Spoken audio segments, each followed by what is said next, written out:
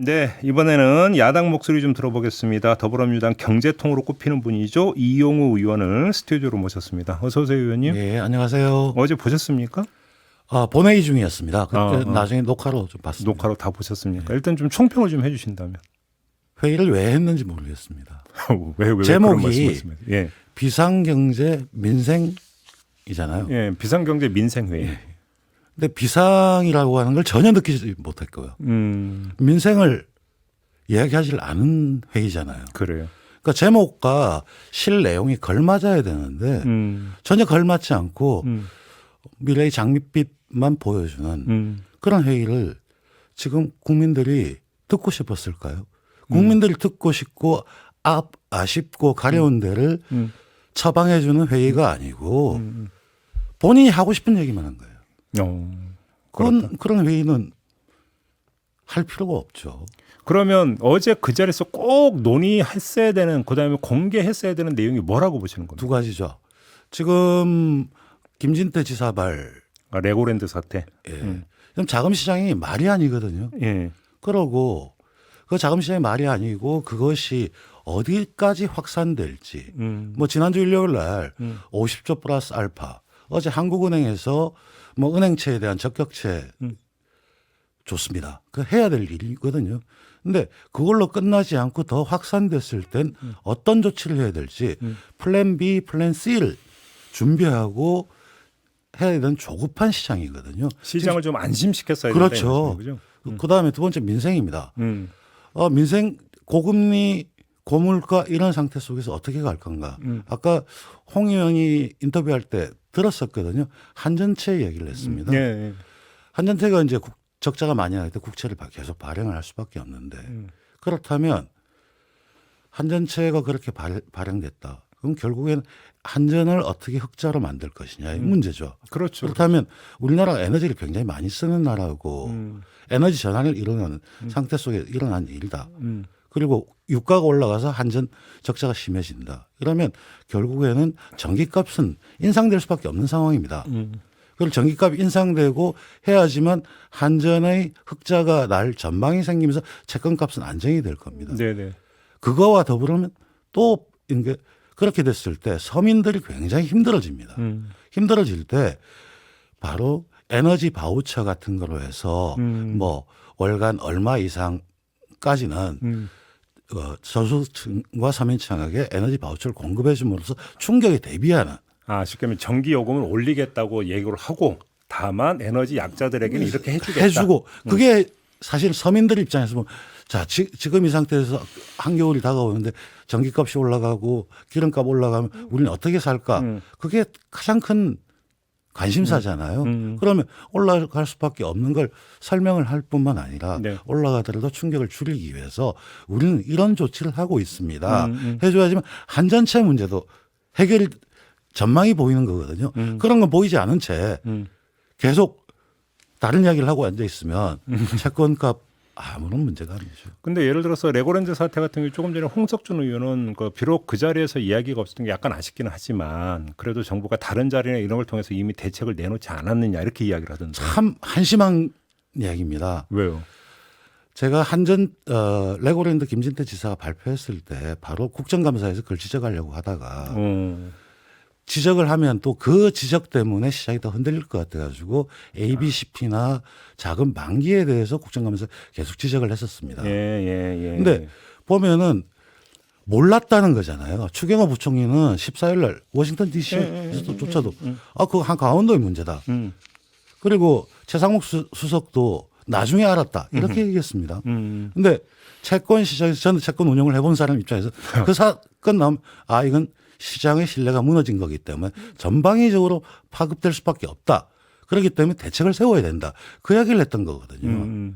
그 이야기를 알아듣지를 못하는 거예요. 그러면 정부가 발표한 50조 플러스 알파 갖고도 못 막을 수도 있다고 보시는 겁니까?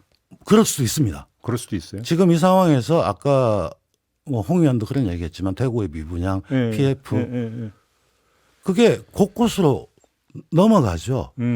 어제 이제 둔촌 주공 같은 경우에는 차원에 성공을 했습니다. 네.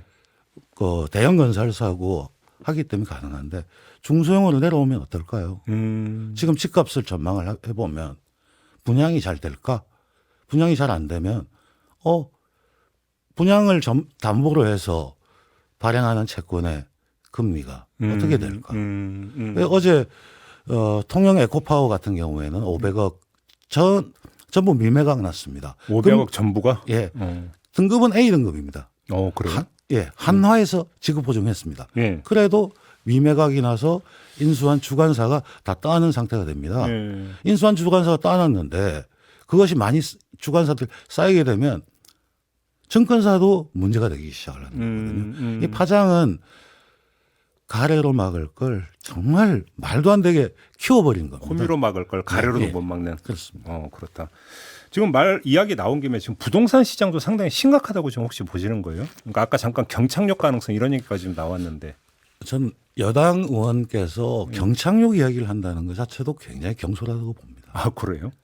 경제 정책에서 경착륙은 부러지는 거기 때문에 그냥 연착륙을 유도하기 위해서 예. 여러 가지 정책을 했는데 경착륙이라고 한다면 그런 인식을 가지고 있었다면 어제 비상경제대책에서 경착륙을 막기 위한 다양한 조치에 대해서 이야기를 했어야 됩니다.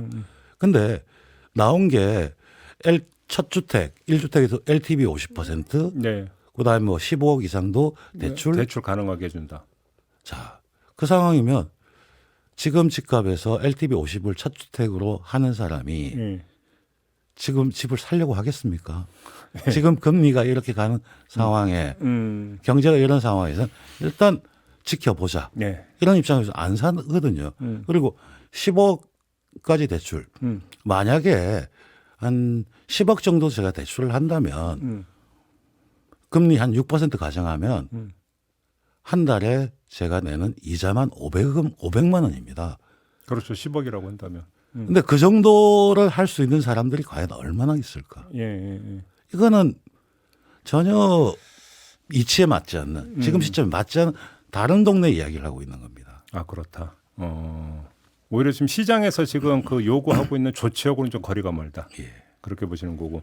그 금리 이야기 나왔으니까 고금리 대책으로 어제 이제 금융위원장이 그 회의에서 한 얘기를 보면은 안심전환 대출 기준을 좀 완화하겠다는 얘기를 하잖아요. 그건 어떻게 평가를 하세요? 완화해야 될 겁니다. 예. 그러니까 처음부터 너무나 타이트해가지고 소화율이 한 10몇 %밖에 안 됐기 때문에 그러니까요. 예. 그게 이제 지방뿐만 아니라 수도권에서는 거의 먹히지 않는 상태가 됐기 때문에 완화해야 될 겁니다. 그러니까 어떤 대책이라고 하는 것들을 보면 예측을 하고 나면 과감할 때는 과감해야 되거든요. 근데 고금리 대책이라는 게 안심전환 대출을 해주겠다 말고 다른 게 또 강구될 필요가 있다고 보십니까? 어떻게 보십니까? 그러니까 바로 그런 고금리 대출로 해서 피해를 입는 사람이 많이 생기게 되겠죠. 그렇죠. 그럼 결국엔 개인회생 절차라든지 채무제조정 문제를 본격적으로 이야기를 해야 됩니다. 그 얘기를 해야 된다. 그렇기 때문에 저희 당 의원들도 대부분이 개인회생 절차나 신용재조정 절차에 대해서 입법을 통해서 보완을 해야 된다는 공감대를 가지고 있습니다. 어차피 이제 그 신용불량 이런 게 속출할 가능성이 있다. 이렇게 지금은 아니더라도 전제하고 있는 거죠. 언제 만약에 나오게 된다면 그 사람들을 어떻게 떠나야지 나락으로 떨어지지 않게 그렇죠. 미리 대책을 세우는 게 바로 경제정책이죠. 알겠습니다. 아무튼 어제 그 회의에서 주되게 이야기된 건 제가 볼 때는 산업 정책인 것 같더라고요. 그러니까 중심이 다 여기에 가 있던데 이건 어떻게 평가를 하세요? 근데 저도 뭐 경제인 출신으로 산업 좋습니다. 모든 사안을 경제 문제로 계산을 해서 보는 건 굉장히 좋은데요. 네. 근데 나라가 산업만으로 가는 게 아니고 사회복지 서비스라든지 다양하게 있습니다. 특히 어제 나온 거죠. 사회복지 서비스부 이야기를 하는데 뭐 부처 명칭 이야기. 예. 제가 답답했습니다. 물론 근데 그렇게 바꾸겠다는 뜻은 아니었잖아요. 예, 뭐. 그 답답했습니다. 예. 저희 지역만 하더라도 대형 병원이 많이 있습니다. 그래서 엊그제 저희 병원장들하고 저녁을 했었는데 네. 암센터하고 일산병원이 공공병원입니다. 예. 기재부에서 8월 달에 공문 내려서 인원 감축, 뭐 민간하고 경쟁하고 줄이는 거 이런 이야기를 공문이 내려와서 그거 한다고 머리가 아팠다는 거예요. 인원수 줄이라고 내려왔대요? 그 계획 내라고. 계획 내라고? 네. 아니 우리가 코로나를 겪으면서 네. 공공의료의 중요성 굉장히 중요하고 서비스는 그런 서비스는 확대를 해야 될 겁니다. 네네네. 근데 일률적으로 줄이고 음흠. 이러면서 사회복지 서비스를 늘리라. 음. 그러면서 그거와 관련된 예산은 삭감을 하고 얼마나 모순적인 그러니까 말뿐인 거죠. 산업정책이라고 하더라도 거기에 뒤따른 예산과 절차, 네. 돈을 어떻게 투입할 건지, 누가 뭘 할 건지 이게 있어야 되는데 그걸 이야기하지 않은 채 말만 한 겁니다. 아무튼 근데 윤석열 대통령의 어제 회의에서 어떤 회의에 임하는 윤석열 대통령의 모습은 어떻게 평가를 하세요? 많은 생각을 하신 것 같습니다. 음. 그리고 원래 회의라고 하는 거에서 회의 주재자는 이야기를 많이 들어야 됩니다. 근데 듣는 자세를 가진 거 좋았고요. 그러면서 특히 더 해야 될 거는 민간의 직접 현장의 이야기를 들어야 되는 겁니다. 네네네. 근데 현장의 이야기가 전혀 없었습니다. 그건 굉장히 아쉽습니다. 어제 그 회의에서. 어제 그 회의에서도 그렇고 그 회의를 준비했던 각 장관들도 사실 보면 경제 현장에 나가 보면 아까 비상이라고 하면 자금 문제라든지 이런 불안감이거든요. 그 불안감을 어떻게 치유할 건지에 대한 이야기는 없었던 거죠. 그러면 윤석열 대통령을 포함한 경제 수장들의 이른바 경제 리더십이라고 하는 것들이 현장 밀착형이 아니다. 한마디로 정리하면 이런 겁니까? 예, 전혀 현장을 모른다고 생각합니다. 현장을 모른다. 접근을 안 한 거죠. 아까 제가 뭐 김진태 지사발 채권 같은 것도 그럼 바로 시장에 자본시장에 채권 운용하는 사람한테 전화 한 통화만 하면 지금 어떻게 돼가고 있습니다. 알 수 있는 사안입니다. 그럼 자기는 그 디폴트를 얘기한 게 아니라 회생을 얘기한 건데 오해했다 이런 주장을 어제 했잖아요. 지금 이게 참 웃긴 게요. 신용등급이 떨어졌지 않습니까? 그걸 편입한 신탁 자산에 있어요. 그 고객은 그 돈을 못 찾습니다. 왜냐하면 기준값이 안 나오게 돼 있거든요. 어차피 똑같다. 그러니까 그런 말 자체, 시장의 신뢰를 잃는 말을 지도자는 결코 조심해야 돼요. 알겠습니다. 자, 오늘 말씀 여기까지 듣도록 하겠습니다. 고맙습니다, 의원님. 예, 고맙습니다. 네, 더불어민주당의 이용우 의원이었습니다.